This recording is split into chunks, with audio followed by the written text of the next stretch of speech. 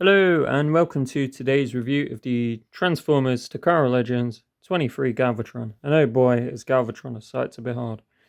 I bloody loved this design ever since watching The Slaughter of 86 as a child. Leonard Nimoy gave this awesome, menacing performance, and this guy has so many awesome lines in the movie. One of my favorites is when he shoots down Ultra Magnus with the sweeps and they take the Matrix. He's holding it in his hands and he goes, Unicron, my master. With this, I shall make you my slave. It's just the coldest thing ever. Sadly, he did not remain so cool. He gets thrown out of Unicron by Rodimus right at the end of the movie. And he's a bit of a insane lunatic for seasons 3 and 4 of G1. Whether that's because they needed him to be more of this comedic foil villain of the week, much like Megatron was in G1, whether it was they needed that, and Frank Welker, who would go on to voice Galvatron in the G1 show, he was Megatron's voice actor also, but he kind of brought that lunacy to life with the character. And it kind of gets everyone questioning, well, why couldn't they just keep him this serious, ruthless tyrant like he was in the 86 movie?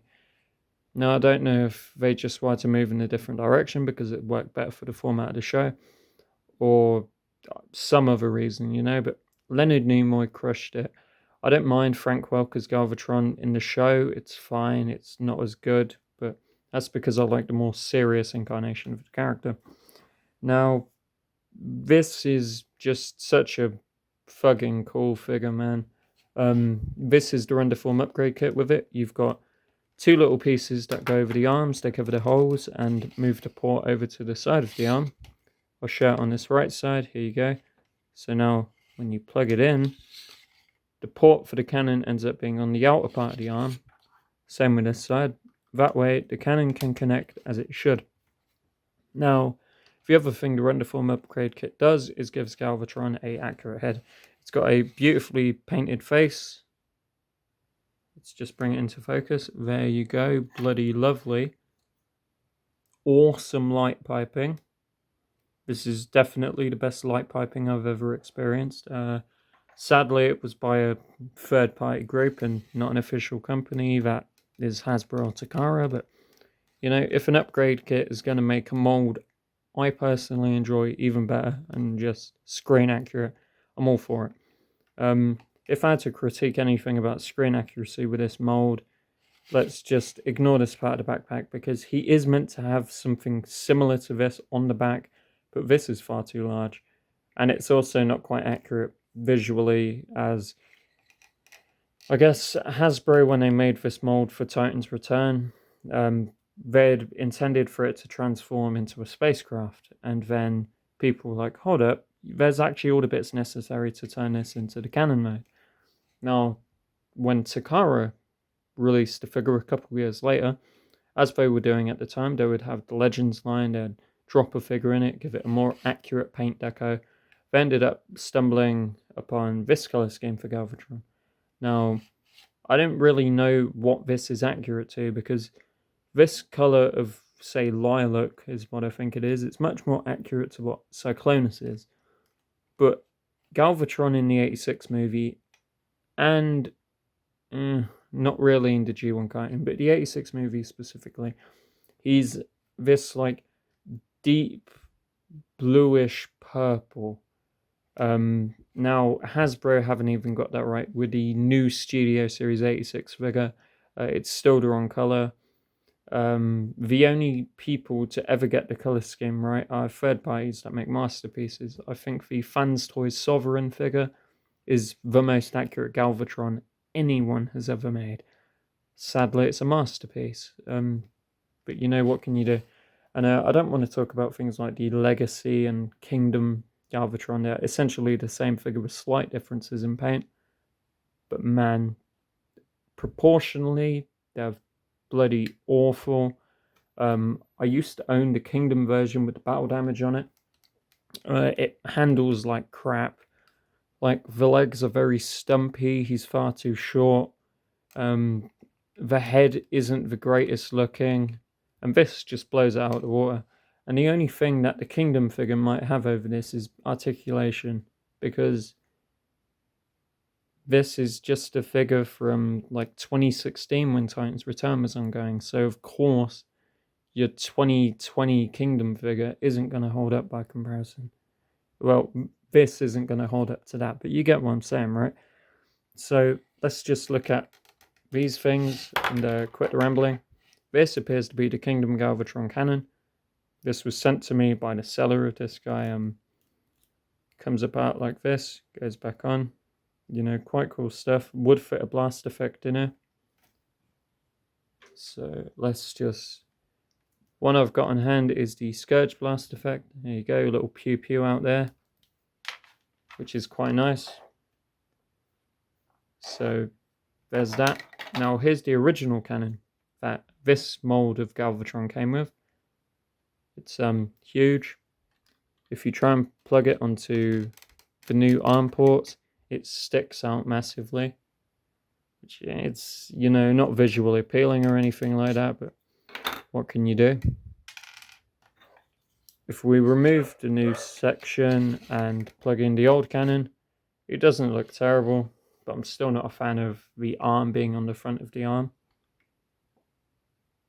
Did I say the arm on the front of the arm? I meant to say the cannon on the front of the arm. Never mind. So we're going to put this piece back on. We're going to attach the newer cannon because it just... I do like this kind of cloudy orange translucent plastic, but this just kind of fits better and it's smaller, so we'll do that. Let's look at the headmaster quickly. So here is his headmaster. Little dude painted to look like G1 Megatron. As you can see, got the red abs, black crotch piece, black thigh section, not thigh sections, black shins, even though it varies on source material what colour there is worth for Megatron. Some things, like the 86 movie, they're a dark grey, sometimes it's black, but whatever. Here's the headmaster in head mode. Beautiful stuff. If we remove the render form head and open up Galvatron's chest, the head crest will pop out. Beautiful stuff. Now if we just plug the headmaster here, this is what the figure originally looked like with this head. It's not the worst thing in the world, but I don't think it looks good. And this isn't the only Titans Return Voyager to have a weird gimmick with the head. Optimus Prime, which is a retool of the Octane mold, he ended up having a feature where you'd push on part of the abdomen and these kind of antenna bits would pop up out of the collar and kind of make the head a bit bigger. It didn't look great. This Galvatron doesn't have such a feature, instead having the mechanism just be open the chest. So, as you'd expect, the spring might break, might be a bit awkward to get in as well. It does clip shut and it won't force itself open, so I'll take that W. And last thing about this, before I move on to articulation, is this Galvatron, like all other Titans Return figures basically, he cannot transform with the head on. Whether it's the original headmaster piece or this render form head, you can't transform with it on. But like every Titans Return figure, or adjacent, you know, since this is the Takara Legends one, there will be a place for this in the vehicle mode. In this case, he technically has two vehicle modes. The spot would be the same for both of them, but if you really wanted to faff around, you could probably get this in the chest, which we are going to attempt later. Ramble over, let's move on to articulation.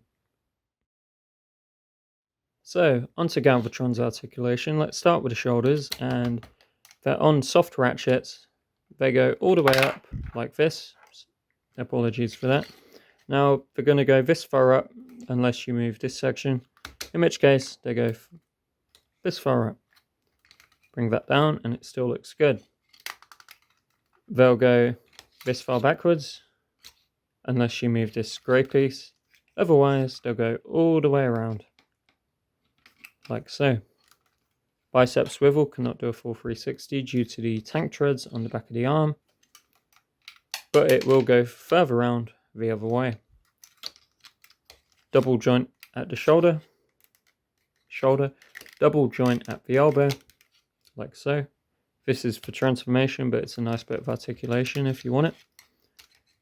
There is no other articulation on the arm besides this wrist hinge. It's a soft ratchet again.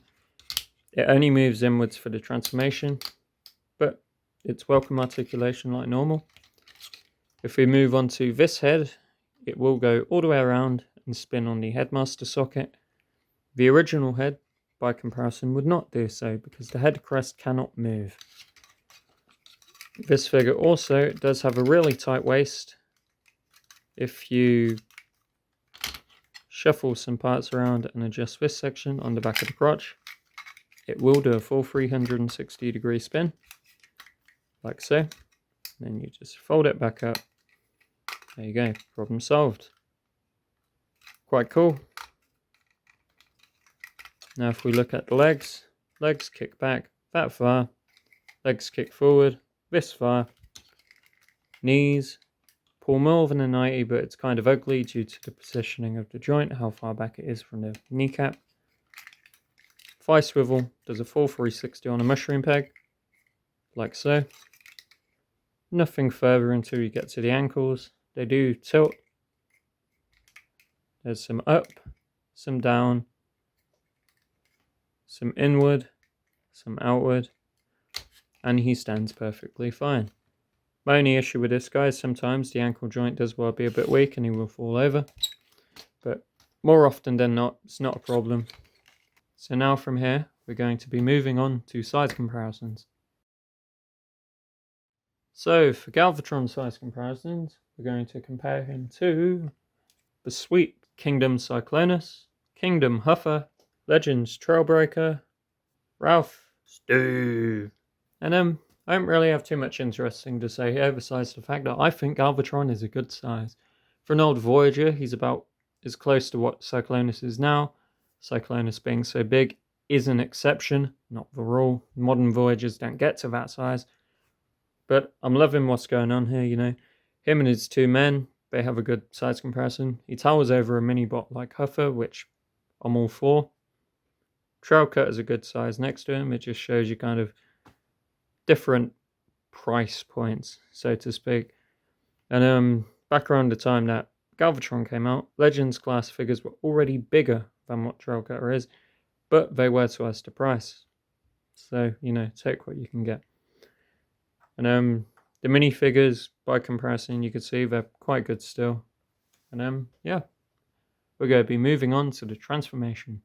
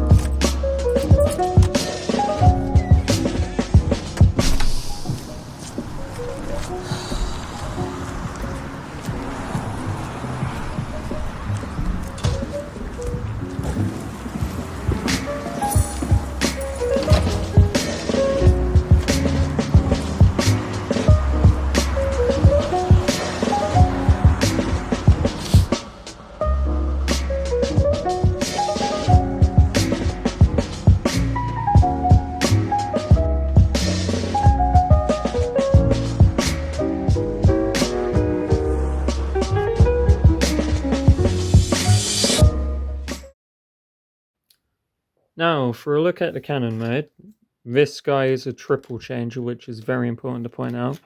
And upon further kind of investigation into quite what both modes are supposed to look like, I did discover that the cannon mode was intentional. Now, I just will cover this with this mode, so I don't really have to go over it again when it comes to jet mode, because the location will be the same for the headmaster. But this section, which will be the cockpit for the jet, you will open it up, take your little headmaster friend, your little Megatron, lift his arms up like so. This is really tight because I've kind of not messed with mine too much. And just go plug him into here, nice and snug. Close this over the top of him so it clicks in. And voila! He's got to kind of pilot the cannon mode. You know, use your imagination, come up with something. Yeah, looks mostly okay with this cannon mode. I might argue that the Kingdom figure does it better, but the Kingdom figure's transformation isn't fun. I wouldn't say this figure's transformation is fun either, but it's not the polar opposite, you know? I'm completely okay with transforming this thing back and forth. It's not a crime against humanity or anything of the sort. I've handled better, I've handled worse. This is perfectly okay. Now, for the size comparisons, again, it's a bit of a weird alt mode, so I'm not going to really focus too much on how it scales with most things. But here we have Choker, Steve, Ralph,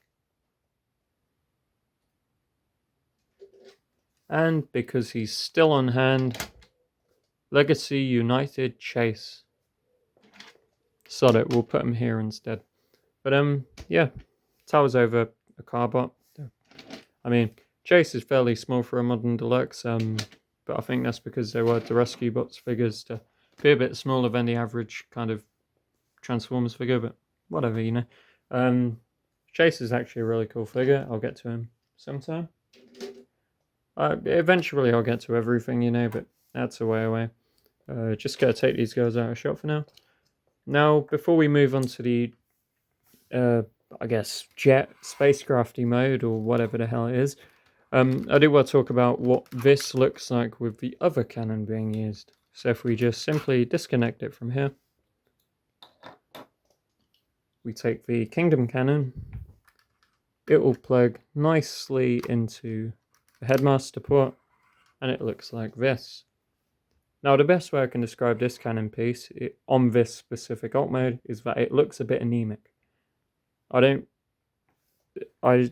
have any other way to put it. It's just too small and thin.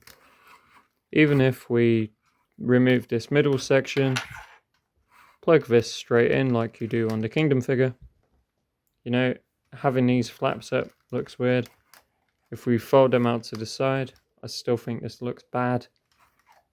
So yeah, definitely don't use the Kingdom cannon on this if for some reason you do. And I only have this because it was sent to me.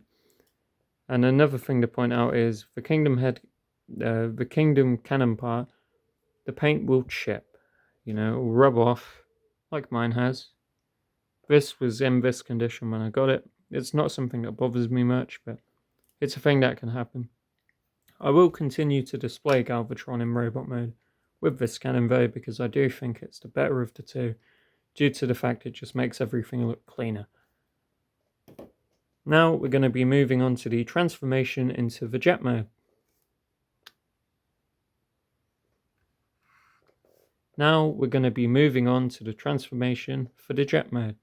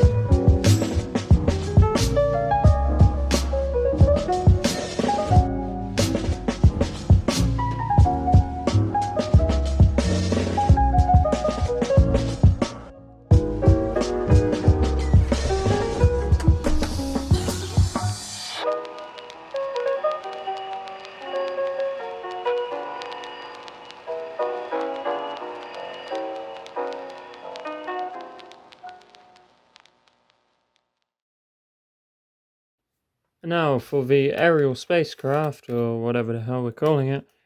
I think this is quite cool, if I'm being honest. Just take this cannon off and I'm quite happy with how it's turned out. Crikey. Right, there you go. Disconnected it.